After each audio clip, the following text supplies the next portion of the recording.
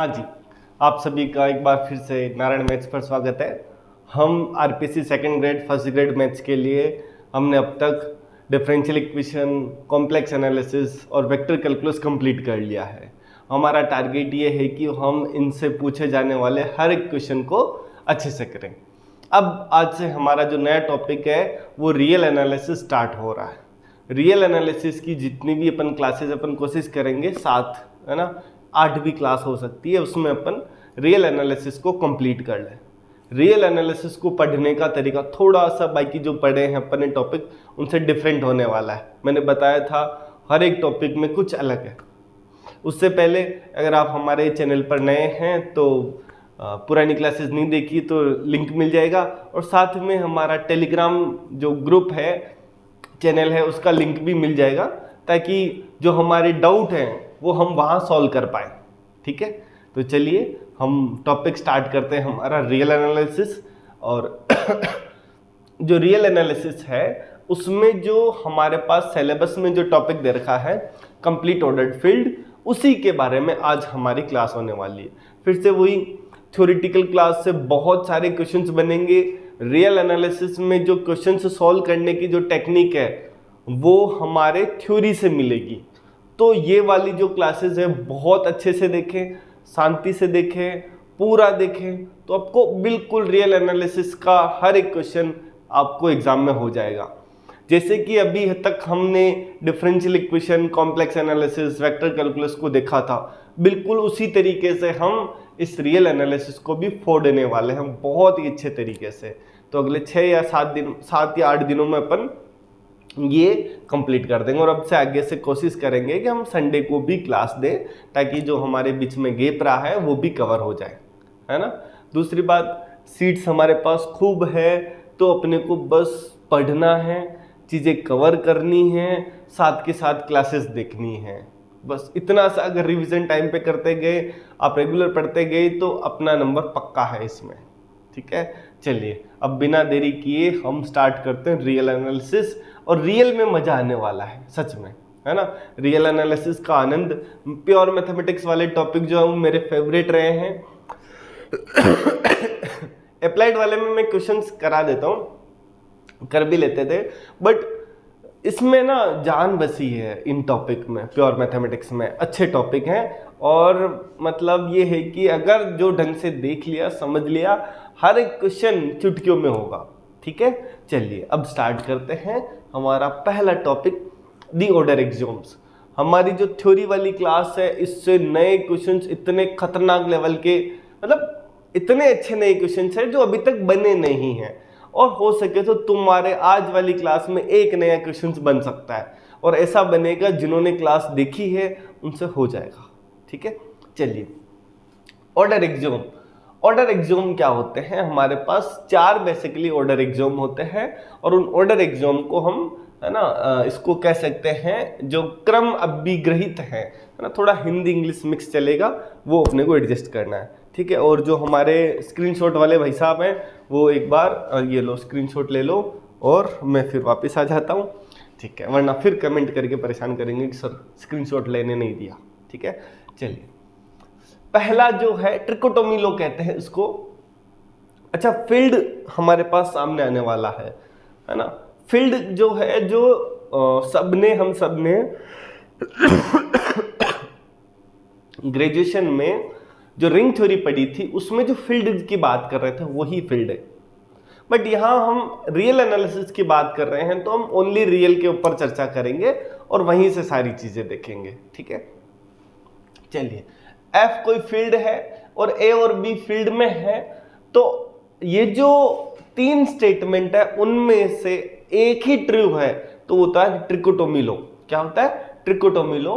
तो उसमें क्या होता है कि एक या तो बी से बड़ा होगा, या ए बी से छोटा होगा, या ए बी के बराबर होगा। इन 3 चीजों के अलावा और कुछ नहीं होगा, है ना। तुम्हारे मन में आ सकता है सर ये तो ऑब्वियस है नंबर्स के लिए, बिल्कुल है, पर कॉम्प्लेक्स नंबर में ऐसा नहीं होता है। आयोटा 2 आयोटा से ग्रेटर देन नहीं हो, लेस देन नहीं होता है, ना बराबर होते हैं, ना ग्रेटर देन होता है, ना लेस देन होता है ना। तो वहां पर ट्रिकोटोमी लो फेल हो जाता है। आयोटा, है ना, वहां जैसे उनको कहते हैं आयोटा और 1 प्लस आयोटा में कौन छोटा कौन बड़ा बताओ, तो कोई छोटा बड़ा नहीं है। कैसे हम समझेंगे कि भाई कॉम्प्लेक्स नंबर हमारे एक्स वाई प्लेन में एक पॉइंट को दिखा रहे हैं, आयोटा इमेजिनरी एक्सिस पर है, 1 प्लस आयोटा फर्स्ट क्वाड्रेंट में, अब छोटा बड़ा कैसे दिखाएं? तो हम एक तरीका कहने का कि कॉम्प्लेक्स नंबर में जो ट्रिकोटोमी लॉ है वो यूज नहीं होता है, नहीं लगता है। दूसरा फिर आसान, ट्रांजिटिव भी कह सकते हैं, संक्रामक, है ना, नाम नहीं लिखा, ए बी सी तीनों अगर फील्ड में है, ए बी से बड़ा है, बी सी से बड़ा है, तो ए किससे बड़ा होना चाहिए? सी से बड़ा होना चाहिए। फिर इसको कहते हैं addition, monotonic law of addition, है ना, जोड़ने का जो मोनोटोनिक लॉ भी, यार इसकी हिंदी, अच्छा ठीक है, अपन ये चारों कभी पूछ ले एग्जाम में डायरेक्ट कि इनमें से ऑर्डर एक्सियोम कौन सा नहीं है, तो ये चारों याद है, जो नहीं है वो ऑप्शन होगा। पहला क्वेश्चन थ्योरी से यही बनने वाला है कि ऑर्डर एक्सियोम कौन सा नहीं है या कौन सा है। तो पहला ट्रिकोटोमी लो, दूसरा ए बी से बड़ा है, बी सी से बड़ा है, तो ए किससे बड़ा होगा? सी से बड़ा होगा। फिर आगे ए अगर बी से बड़ा है, किससे बड़ा है? ए बी से बड़ा है, तो ए में मैं कुछ भी मतलब सी जोड़ूं और बी में सी जोड़ूं, तो जो रिजल्ट मिलेगा ए प्लस सी वो बड़ा होगा बी प्लस सी से, फॉर ऑल सी के लिए। एक ए बड़ा है बी से और सी 0 से बड़ा है, तो ए सी बड़ा होगा बी सी से। सी अगर नेगेटिव है तो साइन चेंज हो जाता है ना। बस ये चार जो लॉ हैं वो अपने को ध्यान रखने हैं, एग्जाम में कभी भी पूछे जा सकते हैं कि ऑर्डर एक्सियोम, है ना, जो कंप्लीट ऑर्डर्ड फील्ड है वो शुरुआत ही उसकी यहीं से होती है, तो अपने को ये ध्यान रखना है, ठीक है। आगे ऑर्डर्ड फील्ड, हिंदी में कहते हैं क्रमित क्षेत्र, जिसके अंदर ये चारों एक्सियोम सेटिस्फाई होते हैं, उसको कहते हैं क्रमित क्षेत्र। क्या कहते हैं? क्रमित क्षेत्र और ऑर्डर्ड फील्ड। ध्यान रहे पहले वो फील्ड हो फिर बातें, है ना। मैं एक दो चीजें और अभी लिखवाऊंगा यहां पे, देखना। Q plus dot R plus dot, Q परिमेय संख्याओं का फील्ड, R रियल नंबर का फील्ड, है ना।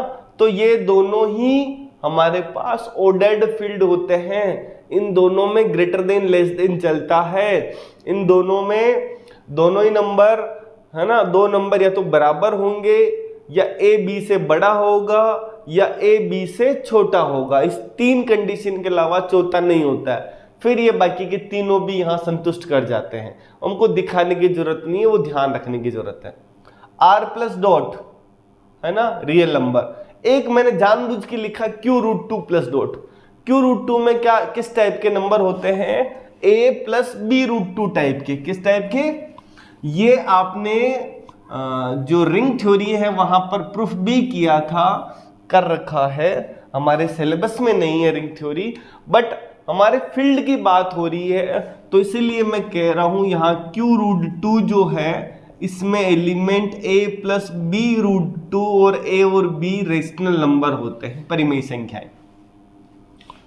ये भी एक फील्ड होता है और इसको कहते हैं ऑर्डर्ड फील्ड। क्या कहते हैं? Ordered field. आ गया समझ में? C plus dot ordered field नहीं होता है, ये काम की चीज है। क्यों नहीं होता है? क्योंकि आयोटा और 1 प्लस आयोटा बराबर नहीं है, ग्रेटर देन भी नहीं है और लेस देन भी नहीं है।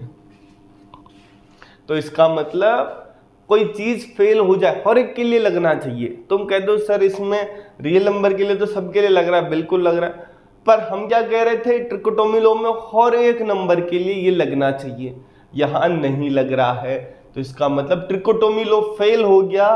तो इसलिए हम कह रहे हैं ये ऑर्डर्ड फील्ड नहीं है। सर हमारे सिलेबस में तो कंप्लीट ऑर्डर्ड फील्ड है। हाँ, उसी पर आएंगे अपन, है ना। कंप्लीट ऑर्डर्ड फील्ड के लिए पहले ये जानना जरूरी था कि ऑर्डर्ड फील्ड क्या है। दूसरा मैंने लिखा है इनफाइनाइट होते हैं। क्या लिखा है? इनफाइनाइट होते हैं। तो बता दूं Q√2 जैसे Q√3 बना सकता हूं, Q√5 बना सकता हूं, Q√6 बना सकता हूं, ऐसे भी ऑर्डर्ड फील्ड होंगे। मतलब इस टाइप के कितने हो गए? इनफाइनाइट। क्वेश्चन आ सकता है कि कितने ऑर्डर्ड फील्ड होंगे? इनफाइनाइट। गब्बर सिंह बन जाए, कितने आदमी थे? तो वैसे ही कितने होते हैं? इनफाइनाइट ऑर्डर्ड फील्ड होते हैं। ठीक है जी। अच्छा, अब आगे बढ़ते हैं अपन। यहां से हमारे पास या तो क्वेश्चन बन चुका होगा या अब बनेगा, जो पढ़ रहे हैं उनमें से देखना। ए और बी परिमेय संख्या है, रूट ए प्लस रूट बी परिमेय संख्या है, तो काम की चीज रूट ए बी पर ए बी एक परिमेय संख्या होगी। सही लिखा ना ये?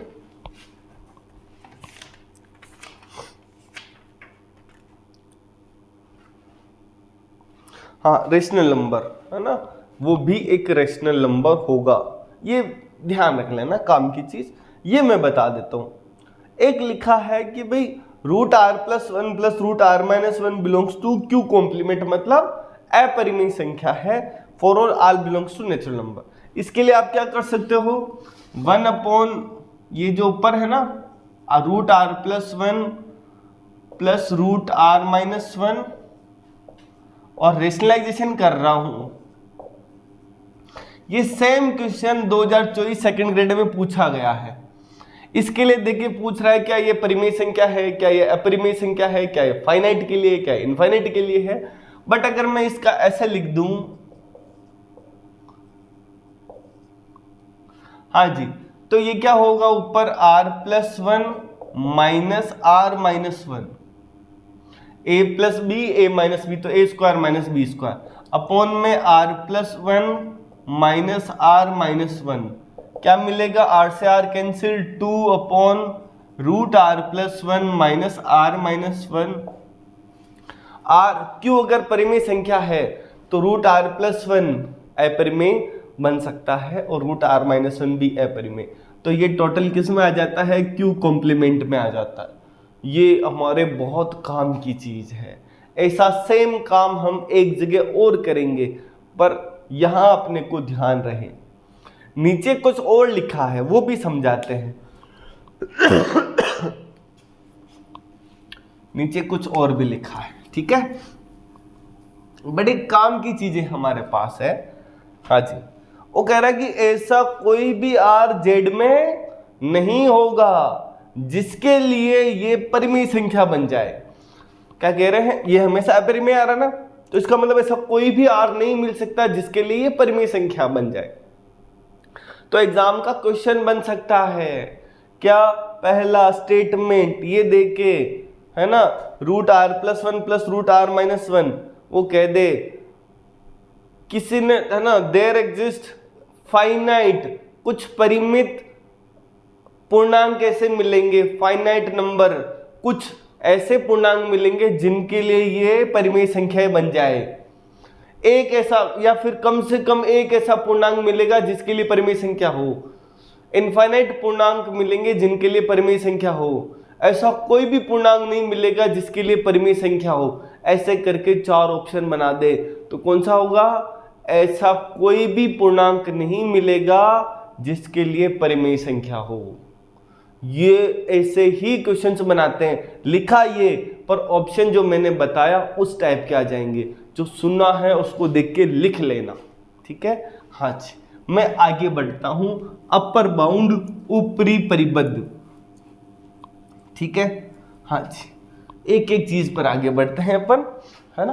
क्या होगा अब अपर बाउंड में, क्या है, अल्फा बिलोंग्स टू आर है, के सबसेट है आर का, है ना। अच्छा, अल्फा कोई रियल नंबर है, के रियल नंबर का सबसेट है, और अल्फा के का अपर बाउंड बनना चाहता है, ऊपरी परिबद्ध बनना चाहता है, तो क्या होना पड़ेगा, अल्फा के हर एक मेंबर से बराबर या बड़ा होना पड़ेगा। मतलब ये समझो, अगर मैं नंबर लाइन पर इस सेट के एलिमेंट को बनाऊं तो एक ऐसा अल्फा मिलेगा जिसके इस तरफ के सभी मेंबर होंगे, इसके इधर कोई भी के का मेंबर नहीं होगा। अगर ऐसा अल्फा मिल रहा है तो इस अल्फा को सेट के का ऊपरी परिबद्ध कहेंगे या अपर बाउंड कहेंगे, ठीक है। हाँ, अब अपन कह रहे हैं कि ऐसा अल्फा कभी नहीं मिले तो उसको कहते हैं अनबाउंडेड अबव। जैसे नेचुरल नंबर है,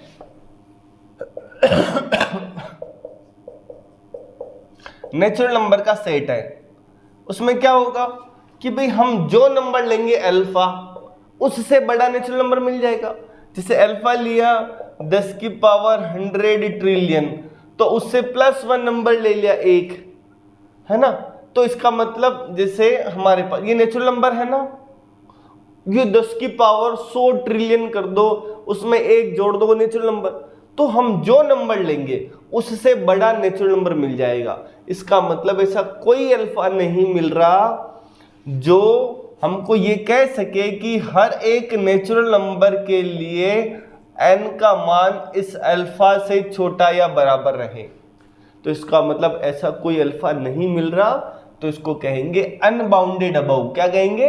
अनबाउंडेड अबव। तो समझ में आया, नेचुरल नंबर अनबाउंडेड अबव है। अच्छा, जेड सेट ऑफ इंटीजर पूर्णांक, पूर्णांक में इधर 0, -1, -2 ये भी आ रहे हैं ना, तो इसका मतलब ये भी क्या होगा, हमारा ऊपरी ओर से परिबद्ध नहीं होगा, जिसको कहते हैं अनबाउंडेड अबव। क्या कहते हैं? अनबाउंडेड, बाउंडेड नहीं है। और जिनके लिए ऐसा अल्फा मिल जाए उसको कहते हैं बाउंडेड अबव। क्या कहते हैं? Bounded above. तो हमारे पास अलग अलग सेट दिए होंगे जिनको चेक करने हैं। तो हमारे पास जो नेचुरल नंबर है, परिमेय संख्याओं का सेट है, जो पूर्णांक का सेट है, वो सारे अनबाउंडेड अबव है। ठीक।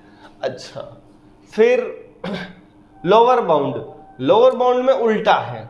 क्या है कि सेट का हर एक मेंबर इस अल्फा के बराबर या उससे बड़ा हो तो हम कहेंगे अल्फा लोअर बाउंड है, नीचे की ओर, या है ना, नीचे की ओर परिबद्ध है, ऐसा कह सकते हैं।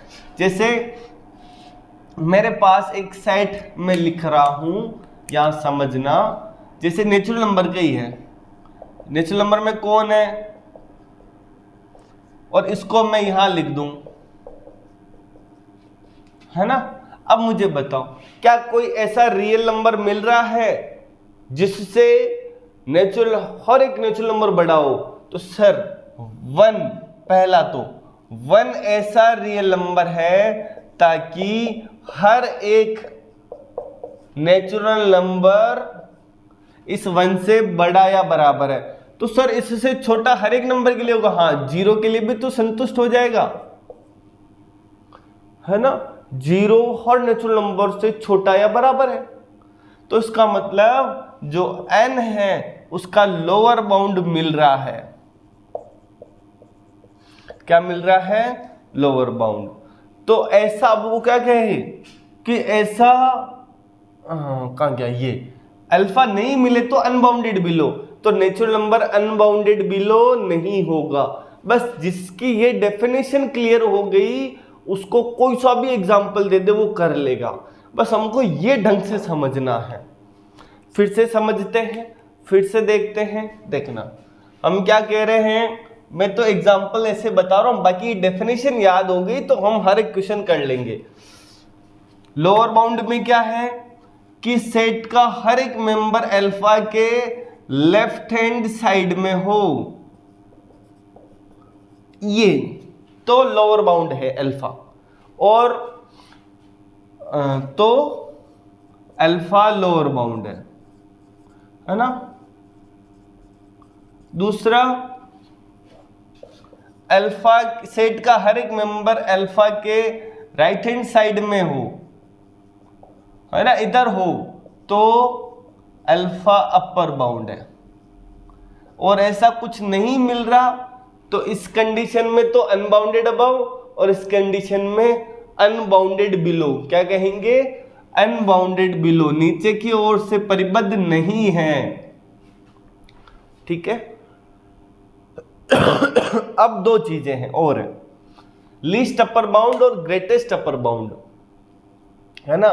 Least upper bound, least upper bound मतलब जो ऊपरी परिबद्ध है उनमें सबसे छोटा, जो ऊपरी परिबद्ध है उनमें सबसे छोटा। और जैसे अब मैं कह दूं सुनना, समझना आराम से। जैसे एक सेट दिया, एक तो इस सेट से बच के रहना है, समझना है ध्यान से। 1/n n belongs to natural number. अब मुझे बताओ पहली चीज, इसको नंबर लाइन पे लिखो 1, 1/2, 1/3, है ना। और ऐसे सारे नंबर जीरो के पास जा रहेंगे, पर जीरो नहीं होगा क्योंकि n किस में है, नेचुरल नंबर में है। ठीक है। अब इसके लिए क्या है कि हमारा देखो एक एक चीज समझना। सेट तो ये हो गया। अब मुझे बताओ क्या 2 लोअर बाउंड है, अपर बाउंड है क्या? 2 अपर बाउंड है कि नहीं है? क्या है अपर बाउंड? अल्फा के राइट हैंड साइड में, मतलब इधर सभी एलिमेंट है ना इसके, तो इसका मतलब 2 अपर बाउंड है। अच्छा 1, ये जो 3/2 है वो अपर बाउंड है, बिल्कुल है। अच्छा 1 जो है वो अपर बाउंड है, बिल्कुल। 1 और उससे छोटे सारे नंबर, पर 1 से छोटा में जैसे यहां कोई नंबर ले लिया, क्या ये अपर बाउंड बन पाएगा? क्या नहीं बन पाएगा। क्यों नहीं बन पाएगा? हम क्या चाहते हैं कि जो अपर बाउंड बने या तो वो खुद और उससे छोटे इधर ही सो सारे नंबर, पर जैसे ही 1 से छोटा कोई भी नंबर लिया, इधर 1 बच गया, है ना, इधर नहीं रहे सभी एलिमेंट, तो हम क्या कहेंगे यहां पर, जो देखो 2 भी अपर बाउंड है, ये भी अपर बाउंड है, 1 भी अपर बाउंड है, तो इन अपर बाउंड में सबसे छोटा कौन? 1। बस ये जिसको समझ आ गया, ये देखो आगे इधर 3 भी अपर बाउंड है। क्यों? यहां से देखो 3 से के इधर सभी नंबर हैं, सेट के जितने भी नंबर है 3 के राइट हैंड साइड में है, इसका मतलब 3 अपर बाउंड है। हमने ये नहीं कहा कि अल्फा उस सेट में होना चाहिए, नहीं कहा ना। जरूरी नहीं कि ये जो अल्फा है जो अपर बाउंड है उस सेट में हो। आया समझ में? इस डेफिनेशन से हो जाना चाहिए। अब ऐसे आओ देखना, ये तो हो गया इसका, मैं फिर से बनाता हूं इसको। अब समझना, जैसे ये 1, 1/2, 1/3 और यहाँ 0, तो यहाँ 1/4, ऐसे करके हमारे पास ये इनफाइनाइट नंबर यहां आ रहे हैं। समझना, -1 लेता हूं, क्या -1 हमारे पास -1 के इधर सभी सेट के मेंबर हैं क्या? कोई ऐसा मेंबर -1 के लेफ्ट हैंड साइड में तो नहीं है ना, सॉरी राइट हैंड साइड में तो नहीं है ना। जितने भी सेट के मेंबर हैं वो सब लेफ्ट हैंड साइड में हैं, तो इसका मतलब -1 लोअर बाउंड हो गया इस सेट का। अच्छा सर -12 ये भी हो गया, -3 इसका मतलब -3 के इधर सभी सेट के मेंबर है ना, सेट के सभी मेंबर -3 के लेफ्ट हैंड साइड में, तो -3 भी लोअर बाउंड हो गया।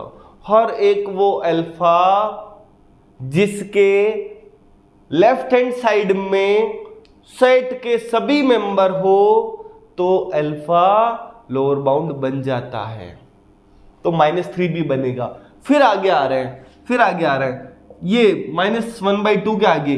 अच्छा 0 देखो, 0 इस सेट में नहीं है, इसका मतलब 0 के इधर सभी नंबर सेट के इधर है, तो 0 भी क्या हो जाएगा? लोअर बाउंड हो जाएगा। पर मैं 0 से जैसे ही आगे नंबर लूंगा, कोई सा भी नंबर, तो क्या होगा? इधर कोई ना कोई मेंबर छूट जाएगा, तो इसका मतलब 0 सबसे बड़ा लोअर बाउंड है। लोअर बाउंड में जो सबसे बड़ा होता है, ग्रेटेस्ट लोअर बाउंड आ गया, GLB कहते हैं, और उसको कहते हैं इन्फीमम, लीस्ट अपर बाउंड, है ना। लीस्ट अपर बाउंड मतलब सुप्रीमम, सबसे छोटा अपर बाउंड। तो सबसे बड़ा लोअर बाउंड, -3 भी लोअर बाउंड, -1 भी लोअर बाउंड, -12 भी लोअर बाउंड, 0 भी लोअर बाउंड। इन सब में सबसे बड़ा लोअर बाउंड कौन है? 0। तो ए का जो इन्फीमम है वो क्या आ रहा है? 0। बस ऐसे निकालना अपने को। और दूसरा, ए का जो सुप्रीमम है मतलब 1 मतलब ये इधर भी अपर बाउंड, ये भी अपर बाउंड, पर अपर बाउंड में जो सबसे छोटा है कौन, 1, तो सुप्रीमम ऑफ ए 1 है। ये हमारी काम की चीज है, बस ये याद रखना है। दूसरा मैंने यहां कुछ और रामायण भी लिखी है, वो भी समझाता हूं, पर ये समझ आ जाएगा जिसको, उसका बेड़ा पार हो जाएगा। सुप्रीमम इन्फीमम का कोई भी सवाल हो तुम इससे कर सकते हो कभी भी, ठीक है। जिसको अब तक समझ नहीं आया हो ये समझ आ जाएगा। इससे आसान तरीका मुझे नहीं लगता हो इसको समझाने का, ठीक है। अब तुम किसी भी सेट का सुप्रीमम इन्फीमम निकाल लो, किसी का भी। अच्छा, उससे पहले मैं मैथमेटिकली एग्जाम में कभी भी ये दे सकता है इसलिए लिखा है। इसको मैं कैसे समझा रहा हूं समझना। जैसे मैं कह रहा हूं अल्फा सुप्रीमम है, अल्फा क्या है, सुप्रीमम है। सुप्रीमम मतलब क्या होगा, ये सुप्रीमम लीस्ट अपर बाउंड है ना, लीस्ट अपर ऊपरी परिबद्ध में सबसे छोटा ऊपरी परिबद्ध अल्फा है। तो इसका मतलब क्या है, ऊपरी परिबद्ध है मतलब सेट का सभी मेंबर अल्फा के इधर है, ठीक। अब मैं कह दूं कि यार है ना, ये नंबर भी क्या है, ये अल्फा में से कुछ घटा दूं पॉजिटिव नंबर, अल्फा में से कुछ पॉजिटिव नंबर घटा, ये नंबर मेरा अपर बाउंड नहीं है भाई, सबसे छोटा अपर बाउंड यही है, तो इससे इधर आने वाला कोई अपर बाउंड नहीं बनेगा। कब नहीं बनेगा भाई, मेरे पास जो ये सेट था है ना, आगे 0 ये सेट था, इसमें जो जैसे ये 0.75 वाला नंबर है, ये अपर बाउंड क्यों नहीं है, क्यों, क्योंकि सेट का एक मेंबर इधर रह गया, जबकि अपर बाउंड के लिए सेट के सभी मेंबर इधर होने चाहिए, एक मेंबर पीछे छूट गया। तो क्या होगा, अल्फा सबसे छोटा अपर बाउंड है, इसका मतलब अल्फा से मैं कोई भी छोटा नंबर ले लूं तो इसके और इसके बीच में एक मेंबर सेट का आ जाएगा।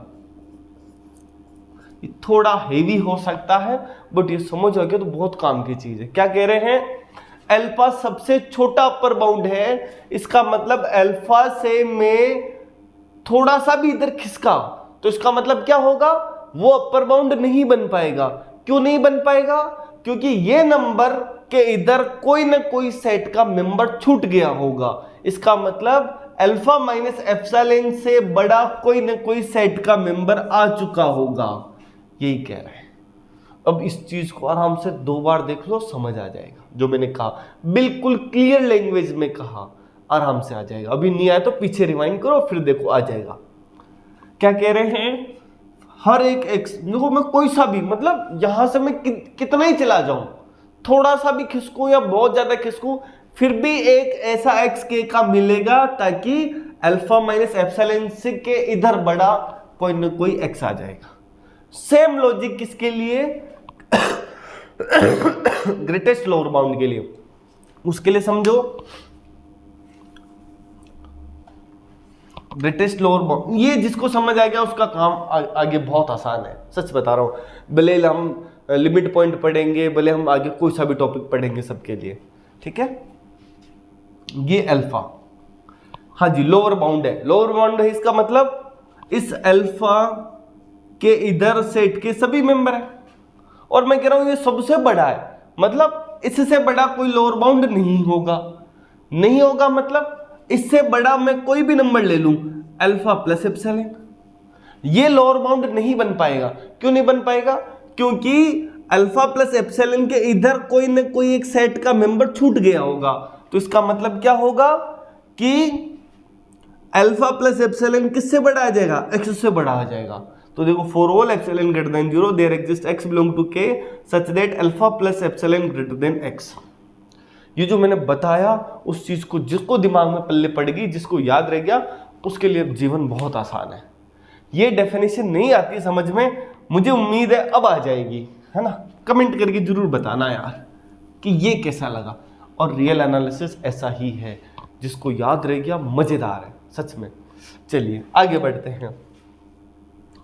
क्या कह रहे हैं, के एफ का सबसेट है, एफ ऑर्डर्ड फील्ड है, तो के का सुप्रीमम इन्फीमम अगर एग्जिस्ट करा तो क्या होगा, यूनिक होगा, अद्वितीय होगा। है ना। अब जैसे हमने दो एक सेट का तो निकाल लिया, जो 1/n था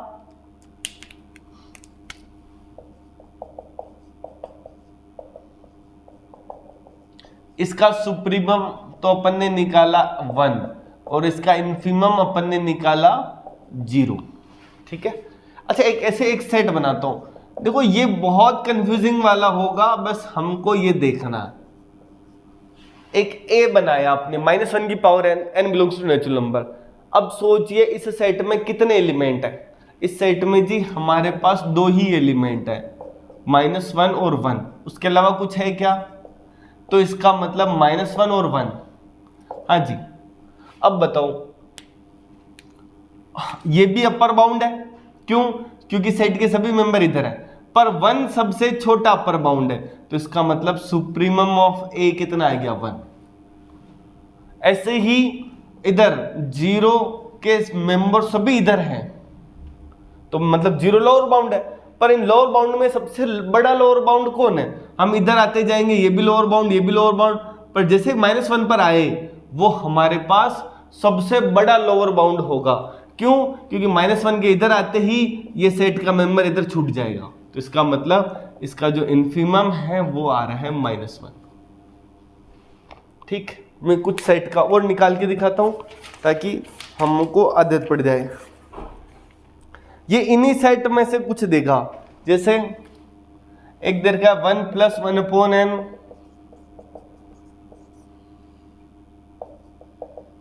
है ना। अब इसको नंबर लाइन पे देखो आप, तो बिड़ते ही n = 1 पे 2, फिर 3/2 और लास्ट कहां तक? 1 तक जाएगा, है ना।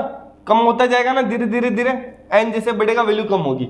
अब बताओ देख के, ये जो मेंबर है ये हमारा क्या है? सुप्रीमम है,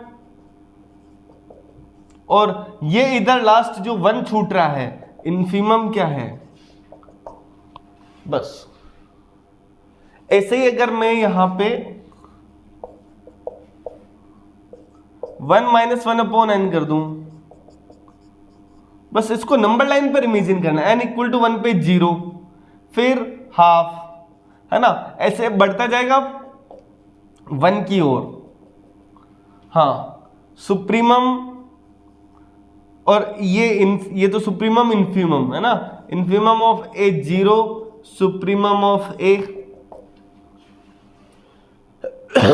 बस इतना ध्यान रह जाए, है ना। मैं और कराता हूं, एक दो चीजें और लिखाता हूं।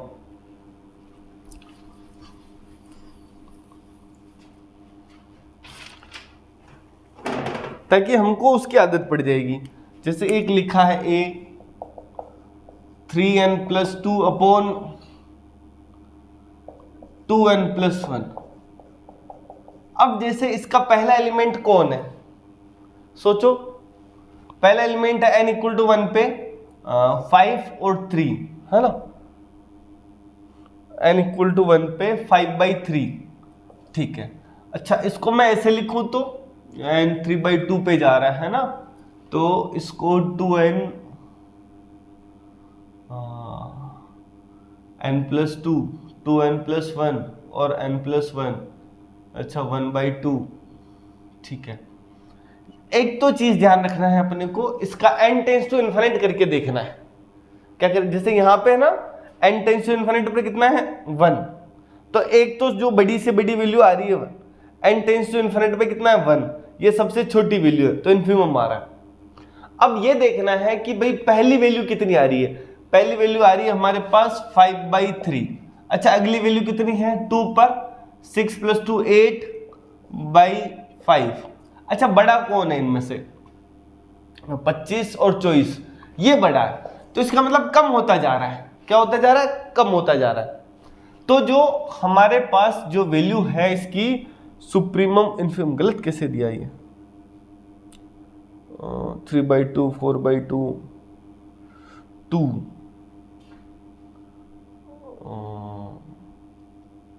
n = 1 पे 2 कैसे आएगा? ये 3 5/3 और ये 3/2 तक तो जाएगा। अच्छा आप एक बार देखना, 5/3 और 3/2, है ना, इनमें कौन बड़ा है? 10 और 9, इसमें भी यही बड़ा है। ठीक है, अब देखो क्या हो रहा है, जो ये पहली वैल्यू, फिर क्या हो रहा है 5/3 है ना, 5/3 जैसे माना है कि यहां है। अब इससे घटते घटते कहां जा रहा है? 3/2 तक जा रहा है। कहां तक? 3/2 तक। तो इसका जो सुप्रीमम है वो तो आ रहा है 5/3 और जो इन्फीमम है वो आ रहा है 3/2। बस ये देखना है अपने को, वैल्यू बढ़ रही है कि घट रही है। फिर इनफाइनाइट लगा के जो जिसकी तरफ जा रहा होगा, जैसे सबसे बड़ी वैल्यू ये 5/3 है ना, ये 3/2। ठीक है, अब हमको ये पता है कि n टेंड्स टू इनफाइनाइट पर वैल्यू आ रही है 3/2, आ रही है ना। बस ये तरीके हैं सीखने के। 3/2 आ रहा है, ठीक है। n = 1 पर वैल्यू मिल रही है 5/3, अगले पे मिल रही है 8/5, वैल्यू कम हो गई। कैसे पता चला? 25 और यहां 24 है ना, 15, तो अपन वहां से लिख सकते हैं ना।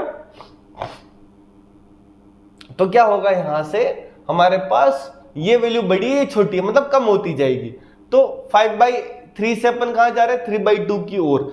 तो सारे नंबर इधर जाते जाएंगे। तो ये तो सबसे बड़ा वैल्यू आ गई, सबसे बड़ी जो वैल्यू आ रही है ये सबसे छोटा अपर बाउंड बन रहा है, मिल रहा है ना। ये भी अपर बाउंड है, ये भी अपर बाउंड है, पर ये सबसे छोटा है। ये 3/2 इन्फीमम आ गया। ठीक है, तो ऐसे अपन क्वेश्चंस कर सकते हैं, एग्जाम के पूछे हुए क्वेश्चंस हैं। ठीक है, चलिए अब मैं आगे बढ़ता हूं और द ऑर्डर्ड एक्सियोम पर आता हूं, है ना। अच्छा, ये नहीं दिख रहा, या लिखा है द ऑर्डर कंप्लीटनेस एक्सियोम, है ना। हिंदी में क्या कहते हैं इसको, इस पर भी आता है, क्या लिखा है? द ऑर्डर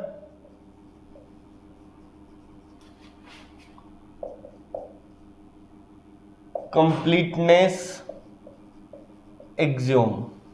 ठीक है, हिंदी में इसको क्या कहते हैं ये भी मैं देख लेता हूं, क्रम पूर्णता अभिग्रहित।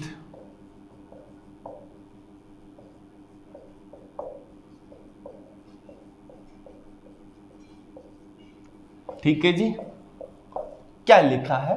दो होते हैं, है ना, एक लिस्ट अपर बाउंड के लिए और एक LUB के लिए और एक GLB के लिए, ग्रेटेस्ट लोअर बाउंड के लिए। क्या कह रहा है कि भी F हमारा ऑर्डर्ड फील्ड हो और F के प्रत्येक bounded above set subset, F को जितने भी बाउंडेड अबव सबसेट है उनका सुप्रीमम F में होना चाहिए। आई बात समझ में? जैसे भी हम कह रहे थे ना कि यहां पर A लिया, सुप्रीमम और इन्फीमम सेट में होना जरूरी नहीं है। अभी दिखा था ना 3/2 सेट में नहीं आ रहा, 1/n में 0 सेट में नहीं आ रहा, पर फिर भी इन्फीमम बन रहा है। तो सुप्रीमम और इन्फीमम के लिए सेट में आए जरूरी नहीं है। यहां क्या कह रहे हैं? F ऑर्डर्ड फील्ड है, F का कोई प्रत्येक सबसेट जो बाउंडेड अबव है, बाउंडेड अबव है मतलब हमारे पास उसका अपर बाउंड मिल रहा है। क्या मिल रहा है? तो कह रहा है अगर अपर बाउंड मिला तो इस अपर बाउंड में सबसे छोटा सबसे छोटा अपर बाउंड जरूर मिलेगा। और ये जो सबसे छोटा अपर बाउंड होगा वो किस में होगा? वो F में ही होगा, F से बाहर नहीं जाएगा। ये काम की बात है। सर F से बाहर कैसे जा सकता है? अभी दिखाते हैं। जैसे वो सारे k रेशनल नंबर हैं जिनके लिए k स्क्वायर किससे छोटा है? 2 से छोटा है ना। तो अब मैं क्या कह रहा हूं भाई, वो नंबर आ रहे हैं मेरे पास, देखना ये 1 आ गया है ना। अब इसका हर एक नंबर क्या है, अब इसको अगर मैं सॉल्व करूंगा ना तो वो √2 वाली कंडीशन आएगी, और √2 से छोटे जितने भी परिमेय संख्याएं हैं वो सब इसमें आ रही है। √2 से छोटी और -√2 से बड़ी जितनी भी परिमेय संख्या वो सब इसमें आ रही है। अब बड़ी बात यह है कि इस सेट का जो सुप्रीमम है वो √2 निकल के आता है, और ये जो है जो सेट बनेगा वो रेशनल नंबर का सेट है। अब इसका जो सुप्रीमम है √2 आ रहा है, अपरिमेय संख्या आ रहा है, तो उसका सुप्रीमम इस क्यू में नहीं है क्यू में नहीं है। इसका मतलब ये जो है पहला एक्सियोम फेल कर गया। आ गया समझ में?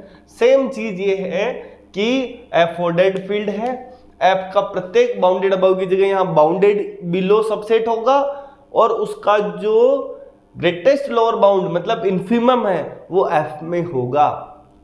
किसी ऑर्डर्ड फील्ड के लिए नहीं है तो इसका मतलब वो कंप्लीट ऑर्डर्ड फील्ड नहीं है। ठीक है, बहुत सारी थ्योरी थी आज की क्लास में, अभी कुछ और आने वाली है और मैं आगे जो बता रहा हूं यहां से क्वेश्चन बनेगा और ये क्वेश्चन अब तक बहुत ही कम लोगों को पता है। तुमको पता है तो तुम्हारा बन जाएगा। कंप्लीट ऑर्डर्ड फील्ड क्या होता है? ऐसा ऑर्डर्ड फील्ड जिनमें ये दोनों एक्सियोम सेटिस्फाई होते हैं। सिंपल सी बात। बड़ी बात ये है कि हमारे पास कंप्लीट ऑर्डर्ड फील्ड दुनिया में केवल एक ही होता है और वो भी होता है हमारा r प्लस डॉट। क्या कह रहे हैं? r plus dot complete ordered field है, q प्लस डॉट नहीं है। कंप्लीट ऑर्डर्ड फील्ड यूनिक होता है और नीचे लिखा है up to isomorphism. Up to isomorphism, up to isomorphism मतलब, हाँ सर ये तो ग्रुप होमोमॉर्फिज्म में पढ़ा था। हाँ, आइसोमॉर्फिज्म मतलब इसके जैसा। Up to iso ring as a ring जो है वहां से आ रहा है ये, बस तुमको ध्यान रख लेना है ना। मैं उधर नहीं जाऊंगा डिटेल में वरना तुम परेशान हो जाओगे। ध्यान रख लेना, कंप्लीट ऑर्डर्ड फील्ड यूनिक होता है up to isomorphism. Up to isomorphism नहीं लिखे तब भी चल जाएगा।